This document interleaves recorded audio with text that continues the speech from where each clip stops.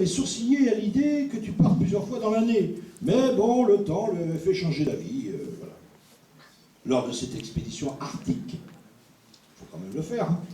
En voiture, vous aviez pris le pli de ne pratiquement jamais payer les campings par un moyen efficace qui aurait mérité de figurer dans le guide du routard.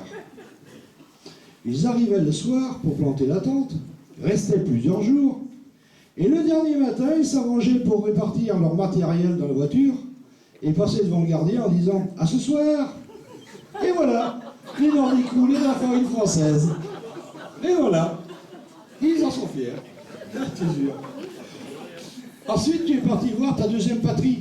Eh oui, et double nationalité, le camarade. Et c'est au cours de ce pèlerinage que tu allais faire une rencontre du troisième type, en la personne de The Big.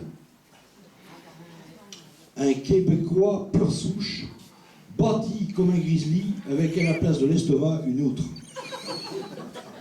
À l'époque, le kiki portait la chevelure longue et généreuse, avec un petit début de calvitie à l'arrière du crâne, comme chez les moines. D'ailleurs, on pensait qu'un jour il y rentrerait, faute de trouver la bonne fée. C'est alors qu'en février 89, notre kiki national rencontre une belle blonde au doux prénom de Corinne. Nous étions souvent à le taquiner, car un kiki normal c'est quelque chose, mais un kiki amoureux c'est terrible. Voire désopilant, car à chaque fois d'appel téléphonique, je crois que tu étais avec Alain en face, l'un de l'autre, et avec sa dulcinée, il rajoutait une ponctuation amoureuse. Bisous, bisous, mais à la puissance 10. Bisous, bisous, bisous, bisous, bisous, bisous. Ce qui ne manquait pas de nous faire marrer à notre tour. Alors un surnom pointait son nez, évidemment, en l'occurrence c'était bisous, bisous.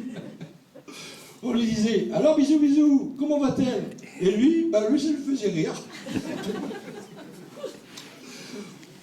En 90, au départ d'Hélène et moi-même, Jean-François Loger nous est venu en renfort des Ardennes. Putain, encore des Ardennes, mais là aussi, hein. C'est comme la Corrèze. Hein. On fabrique plein de gens. Kiki a pris ma place en tant que trésorier national, poste qu'il occupera jusqu'à son départ à Saint-Brieuc et qu'il transmettra à Bernard Laude en 1993 avec la clé de la petite caisse métallique bleue. Pour la petite histoire, cette petite caisse bleue, je l'avais récupérée de Raoul. En fait, elle existe toujours, et lorsque je montais au syndicat, je pouvais la contempler pleine de souvenirs, dont les fameux 100 jours du grand conflit des finances qui a existé, avec au final la prise de Bercy en 1900.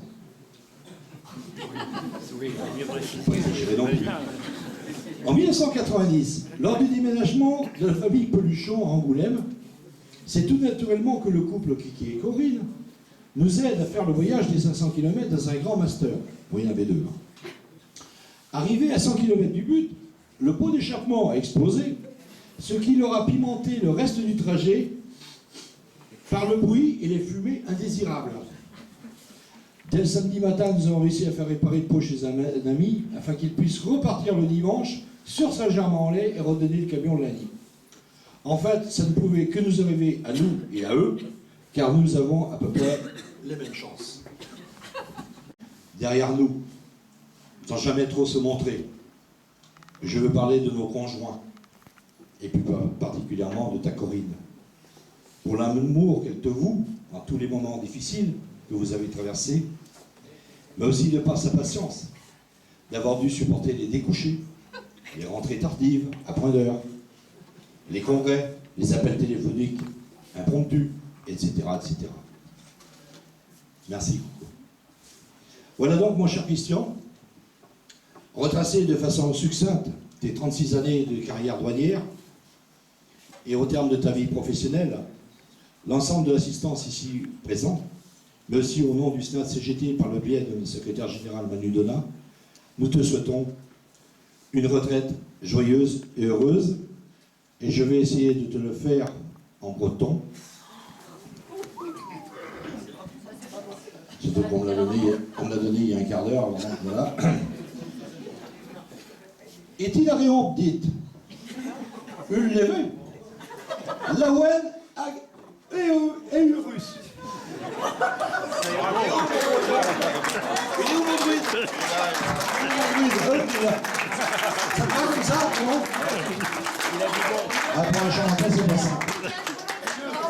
Je veux, par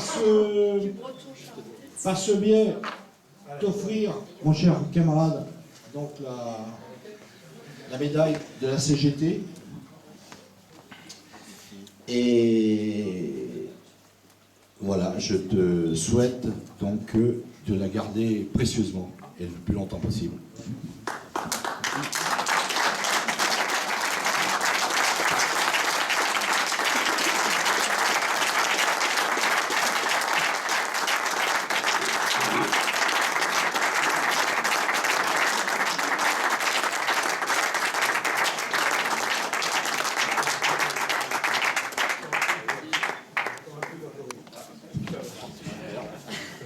Merci Jean-Luc.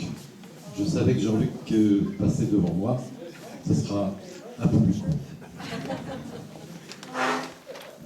Mon cher Christian, c'est avec beaucoup d'émotion que j'ai écrit ces quelques lignes.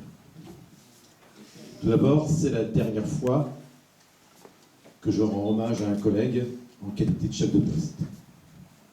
Et ensuite, et c'est le plus important, ce petit discours s'adresse aux collègues, mais aussi à l'ami. Quand le 25 janvier dernier, tu m'as rendu ta commission d'emploi, j'ai repensé à cet été 1981, où je t'ai vu arriver à Hulingroute. J'étais déjà un ancien, avec 3 années de douane. J'étais heureux de travailler avec un gars de mon coin. Nos chemins ont ensuite divergé, mais nous nous sommes retrouvés à Hennebont en 1997. Travailler avec toi fut un réel plaisir.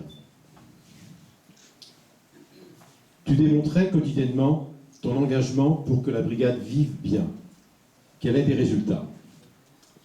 Homme de caractère, avec parfois des prises de position tranchées, tu t'attachais à les faire accepter avec une diplomatie qui n'appartient qu'à toi.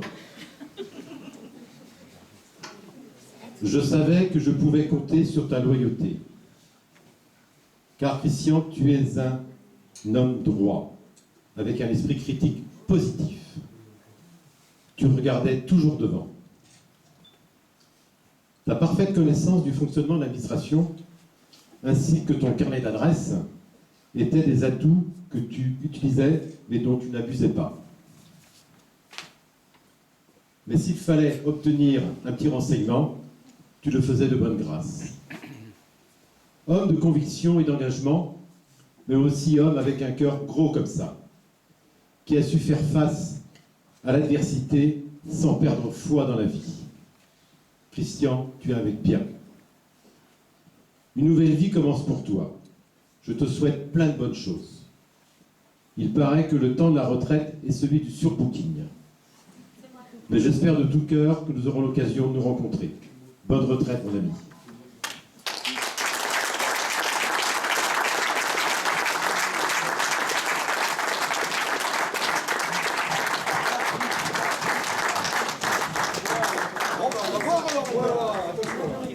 Bon, écoutez,